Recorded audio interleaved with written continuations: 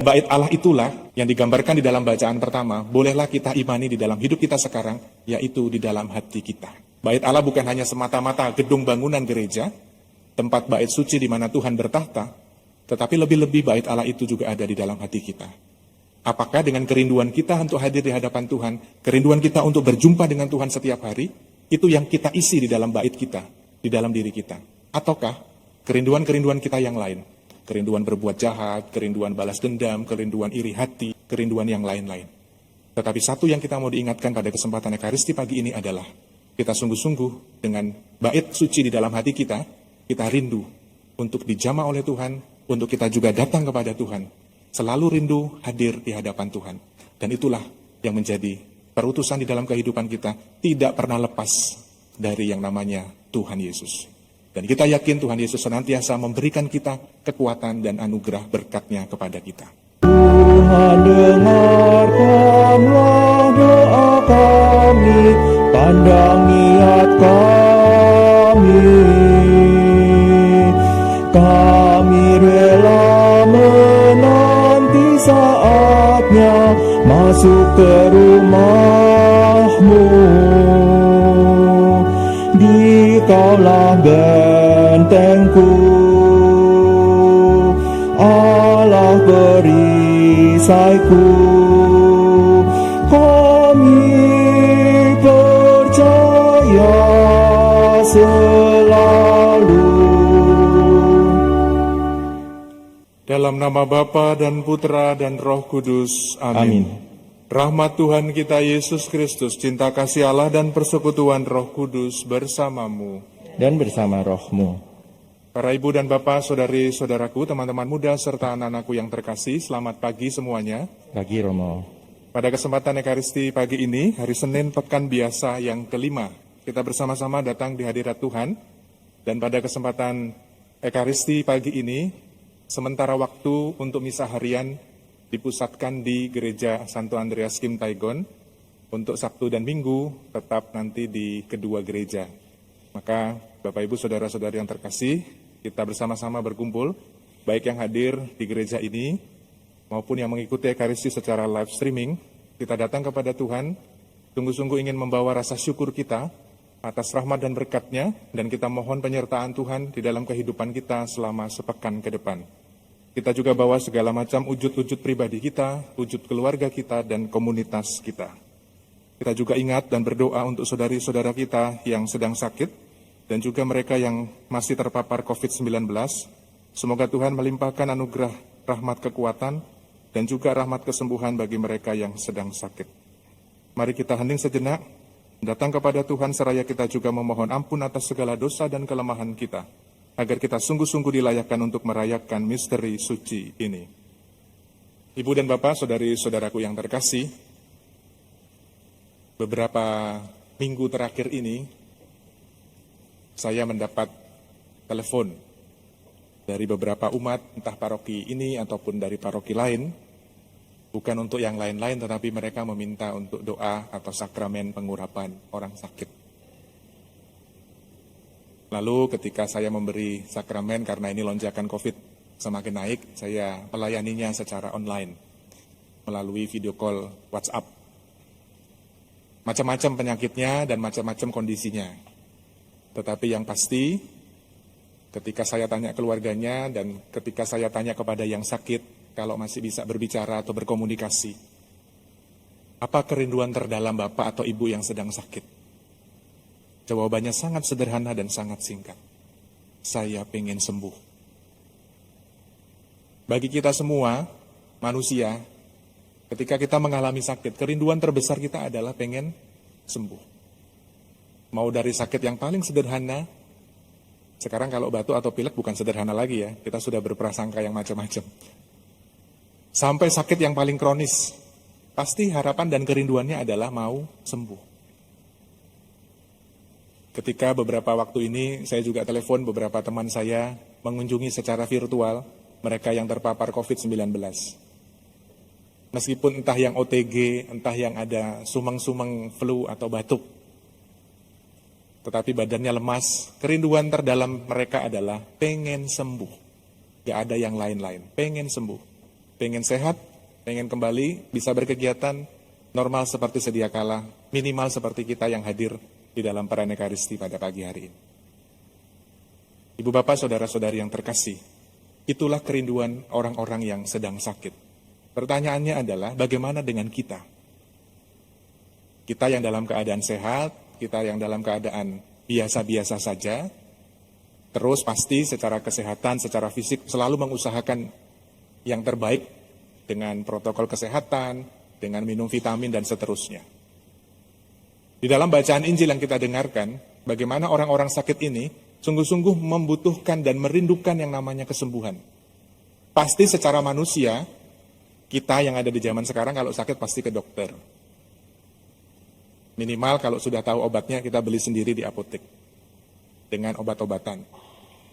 Tetapi lihat di zamannya Yesus, sebegitu rupa orang-orang mengusahakan entah gimana caranya dicari, mau Yesus lagi di desa, mau Yesus lagi di kampung, mau Yesus lagi di kota, dicari. Karena yakin ketika berjumpa dengan Yesus, apalagi di dalam Injil dikatakan hanya menjamah jumbai jubahnya. Jumbai jubahnya itu ya ujung-ujung jubahnya Yesus aja.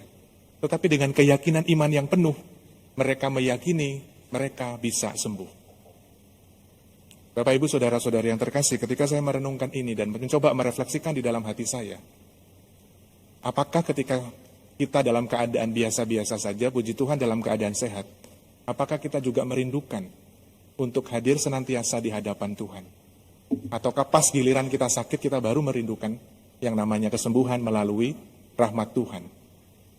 Di dalam bacaan pertama, Raja Salomo mengajak bangsa umat Israel merindukan kehadiran Tuhan dengan mendirikan bait Allah. Dan bait Allah itulah yang digambarkan di dalam bacaan pertama, bolehlah kita imani di dalam hidup kita sekarang, yaitu di dalam hati kita. Bait Allah bukan hanya semata-mata gedung bangunan gereja, tempat bait suci di mana Tuhan bertahta, tetapi lebih-lebih bait Allah itu juga ada di dalam hati kita. Apakah dengan kerinduan kita untuk hadir di hadapan Tuhan, kerinduan kita untuk berjumpa dengan Tuhan setiap hari, itu yang kita isi di dalam bait kita, di dalam diri kita? Ataukah kerinduan-kerinduan kita yang lain? Kerinduan berbuat jahat, kerinduan balas dendam, kerinduan iri hati, kerinduan yang lain-lain. Tetapi satu yang kita mau diingatkan pada kesempatan Ekaristi pagi ini adalah kita sungguh-sungguh dengan bait suci di dalam hati kita, kita rindu untuk dijamah oleh Tuhan, untuk kita juga datang kepada Tuhan. Selalu rindu hadir di hadapan Tuhan. Dan itulah yang menjadi perutusan di dalam kehidupan kita, tidak pernah lepas dari yang namanya Tuhan Yesus. Dan kita yakin Tuhan Yesus senantiasa memberikan kita kekuatan dan anugerah berkat-Nya kepada kita. Agunglah misteri iman kita, penyelamat dunia, selamatkanlah kami, karena melalui salib dan kebangkitan-Mu, Engkau telah membebaskan kami.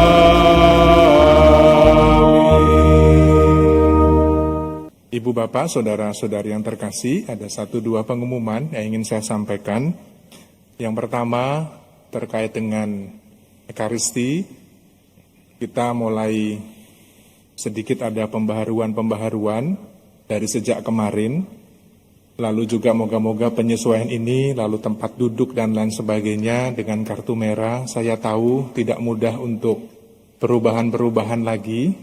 Ada beberapa evaluasi dari Sabtu dan Minggu kemarin.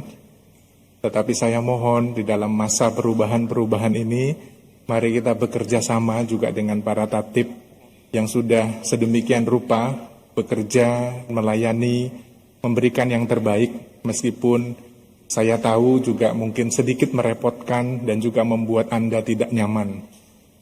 Jadi mohon kita tetap mengikuti arahan dari tatib, dan moga-moga ini bisa menjadi tanda perwujudan kita saling menghormati satu dengan yang lain. Lalu yang kedua, mengenai intensi misa, saya akan sosialisasi lagi sejak kemarin. Selama hari Senin sampai hari Sabtu sepanjang ini, akan beradaptasi untuk intensi misa seperti biasa, tetapi nanti mulai Sabtu dan Minggu depan dan seterusnya, kita akan coba intensi misa ditayangkan sekitar 5 sampai 7 menit sebelum Ekaristi. Jadi Bapak Ibu dan saudara-saudari terkasih, kalau kepingin ikut mendoakan dan kepingin lihat intensi misa yang ditayangkan, kita bersama-sama juga menghadiri Ekaristi baik secara live streaming maupun yang hadir di gereja, tidak mepet-mepet. Jadi sambil kita mempersiapkan Ekaristi, sambil mempersiapkan batin, intensi ditayangkan, mengajak umat untuk berdoa dari intensi-intensi yang ditayangkan itu. Nanti setelah sekitar 2 menit sebelum jamnya, nanti kalau misa harian berarti lektornya maju, malaikat Tuhan dilanjutkan dengan lagu pembuka dan imam akan masuk tepat di jam Ekaristi. Jadi kan kalau selama ini kan jam 6:07, jam 6:05 kita baru mulai lagu pembuka. Tetapi nanti mulai minggu depan, Sabtu dan Minggu dan seterusnya kita akan coba, intensi akan ditayangkan terlebih dahulu, Sabtu dan Minggu juga sama. Kecuali mungkin nanti kalau yang harus terikat dengan MNC, ya kita mengikuti jam yang diberikan oleh MNC. Sementara begitu informasinya, tetap dalam keadaan sehat, jaga protokol, dan semoga kita semua selalu dilindungi dan selalu terberkati. Kita akhiri ibadah kita dengan memohon berkat Tuhan. Tuhan bersamamu, dan bersama rohmu, semoga Allah Bapa yang Maha Baik senantiasa menyertai dan memberkati kita sekalian, Bapa dan Putra dan Roh Kudus. amin. Saudari-saudaraku terkasih, pergilah misa sudah selesai. Syukur kepada Allah.